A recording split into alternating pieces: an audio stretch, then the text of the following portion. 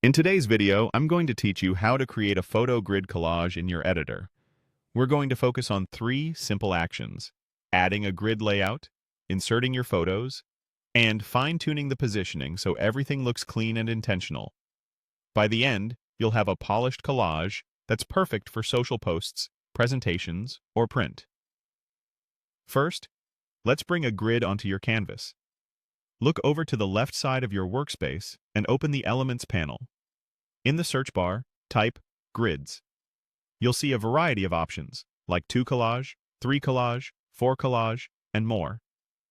Pick a layout that matches how many images you want to showcase and the story you're trying to tell. For example, a 2 collage is great for before and after images, while a 4 collage offers a balanced, symmetrical look. Click the layout you like to add it to your canvas. If the grid appears smaller or larger than you expected, simply drag its corners or edges to resize it and position it where you want. You can always switch to a different grid later if you change your mind. Next, let's fill your grid with photos. Open your Uploads panel and locate the images you want to use. Click and drag a photo directly into a grid cell. When you release, it will snap into place automatically, cropping itself to fit the cell's shape. Repeat this for each cell until your grid is full. If you want to replace a photo, just drag a new one into the same spot, and it will swap in. This snap feature keeps everything aligned so you don't have to manually match edges or proportions. Finally, refine the framing of each image so the most important parts are visible. Click any photo inside the grid, then double-click to enter reposition mode.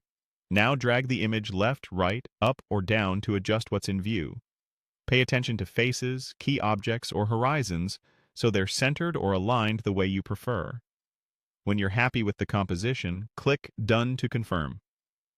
Move through each cell the same way, aiming for consistency in spacing and visual balance across the grid.